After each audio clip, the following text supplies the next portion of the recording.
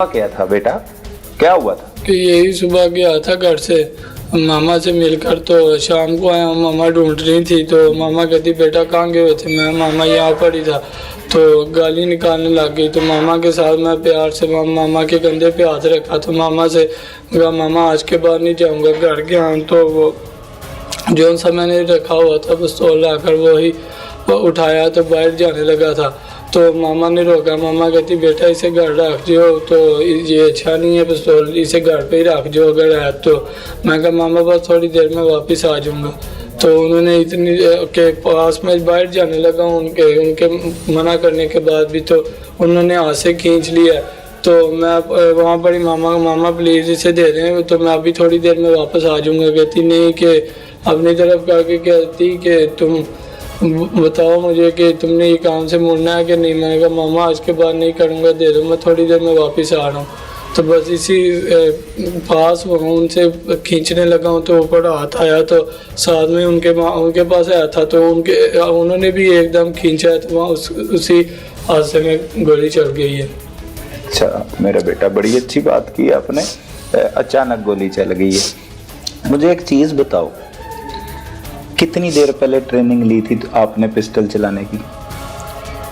Training नहीं sir जी, लोगों को देख कर ही। अच्छा गोली चल गई है। लोगों को किसको देख के किससे पिस्टल लिया था? कि वही जो उनसे गली के लड़के आए थे। गली के लड़कों से पिस्टल लिया था कि वो जोन से जो आपको बताया। गोली कितनी बार चलाई जिंदगी में? हवाई फायरिंग कितनी बार की? एक या दो बार। एक या दो मरतबा।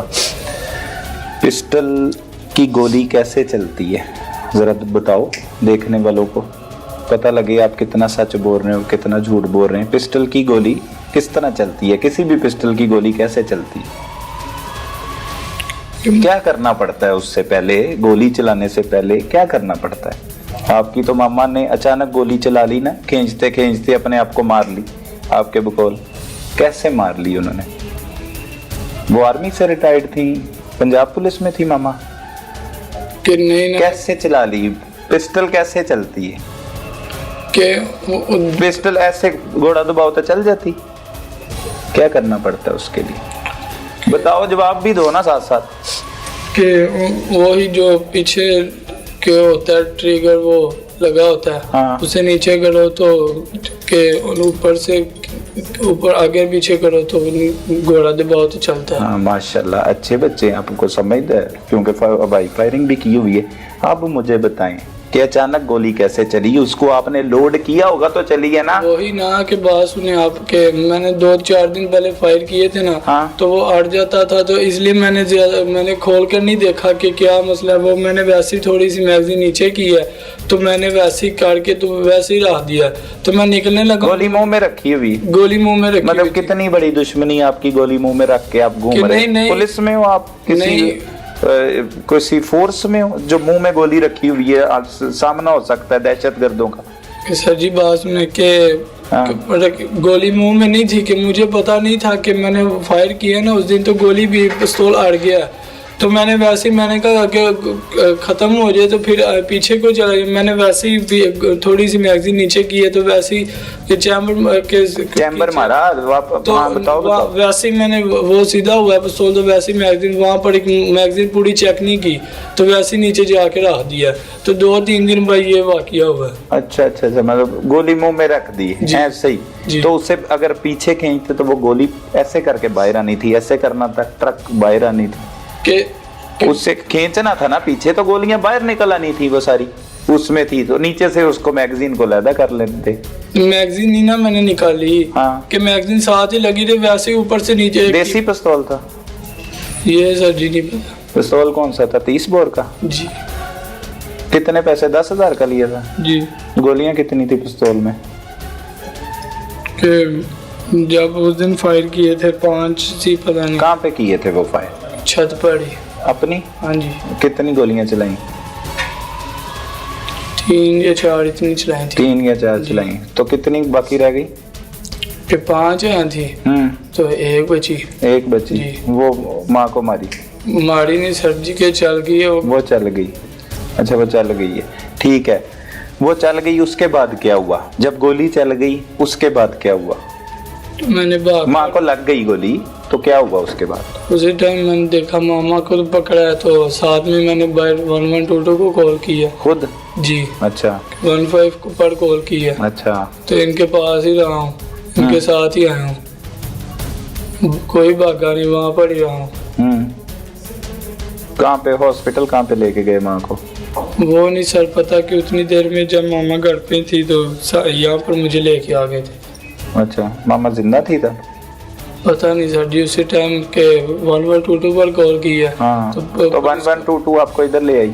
नई पुलिस भी आई थी उसी टाइम। अच्छा। कॉल किए थे। कितनी देर बाद आई थी पुलिस? कि अगर 5 मिनट लगे होंगे इतनी देर में ही। अच्छा। तो लेकर यहाँ पर आए। तो वो डेड बॉडी ले गए जी 1122 वाले? अच्छा। अब ये कारनामा सर अंजाम दिया आपने अपनी माँ को कत्ल करने के बाद, क्या अब ऐसे जैसे आपको लेके उन्होंने बच्चों जैसी परवरिश की, क्या उसकी यही सजा बनती थी माँ की? नहीं बनती थी ना। अच्छा ये बताओ कि कोई यादगार वाकया, कोई ऐसा वाकया जो आपको याद हो, जो माँ के साथ गुजरा हुआ कोई वक्त याद है? कोई याद है? माँ के साथ सारा टाइम ही अच्छा गुजरा है। माँ प्यार करती रही है। प्यार करती रही है, उसका नतीजा ये निकाला है? बताओ अब क्या है तुम्हारी अपील, क्या है, क्या होना चाहिए तुम्हारे साथ? जुर्म अपनी सजा तजवीज करो खुद, जो तुमने कर दी है अपनी माँ के साथ, क्या सजा होनी चाहिए तुम्हें वो बताओ।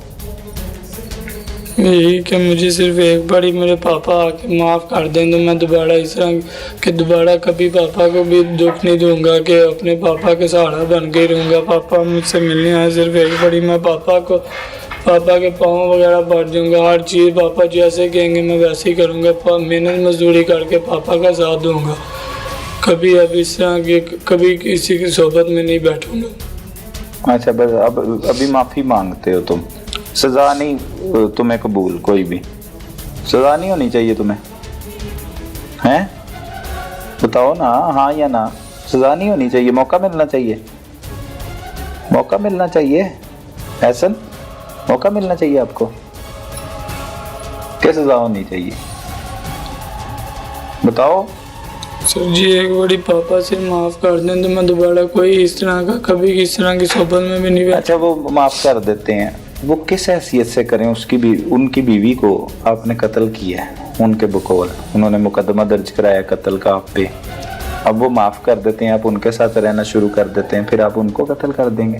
मैं जी वही कह रहा हूँ कि मैं कभी अपने पापा को के चारपाई से नहीं उठने दूंगा कि पापा आप उठ के काम करो, मैं जो करूँगा मेहनत करके पापा के हाथ में रखूँगा। कभी पापा को अपने चारपाई से उठ के ये नहीं कहूँगा कि खुद पानी पी लेंगे, सारा कुछ खुद ही मैं करके पापा को दूंगा। अब जो सुख पापा को दूंगा वही अब इस ज़िंदगी में मुझे मेरा इतना गुनाह है कि मैं ये पापा की जितनी पापा से माफ़ी वगैरह भी मांग लूँ भी ये भी काम है। अब जितना मैं कर सकता हूँ माँ के लिए पापा के लिए वो काम है सारा।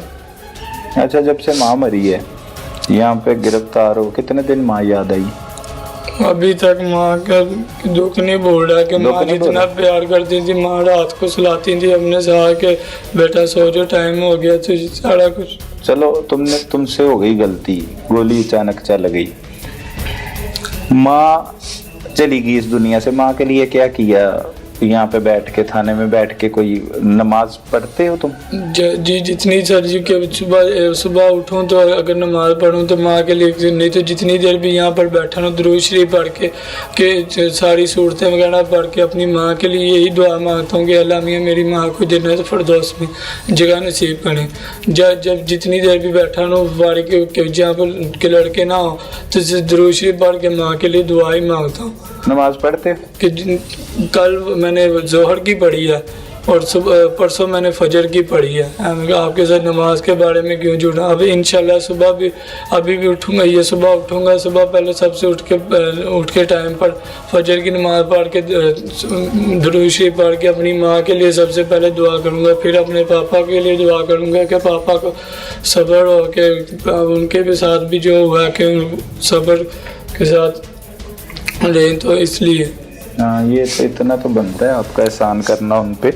आखिर 15 साल 16 साल तक इस बच्चे को, जो एक ले पालक बेटा उस खातून ने, जिसे नहीं मालूम था कि उसके ले पालक बेटे की ख्वाहिश उसे ले डूबेगी और उसी के हाथों उसकी मौत होगी, लेकिन जहाँ पर हम बच्चों को तलाश करते हैं, अपनी गोद सूनी को हम खुशियों से भरने की कोशिश करते हैं, तो कहीं पर ऐसे बच्चे भी गोद ले लिए जाते हैं जो रब की तरफ से तो मंजूर नहीं होते, लेकिन इंसान फिर भी कोशिश करके उन्हें अपनाता है और खुशियां हासिल करने की कोशिश करता है। लेकिन अक्सर औकात वो बच्चे ऐसे भी निकल आते हैं, वो बच्चे उन्हीं के कातिल निकल आते हैं, उन्हीं की ज़िंदगियों को छीन लेते हैं। अब तक इस मुल्ज़िम को, जो कम उम्र तो है लेकिन एक सफाक मुल्ज़िम है, जो एक बदमाश बनना चाहता था, एक भाई बनना चाहता था, एक दादा बनना चाहता था, उसने ये कारनामा सर अंजाम दिया।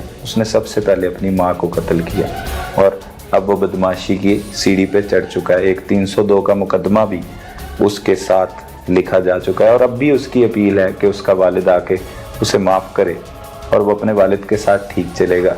अब ये क्या कहा जा सकता है कि वालिद के साथ ठीक चलेगा या उसे भी मार देगा।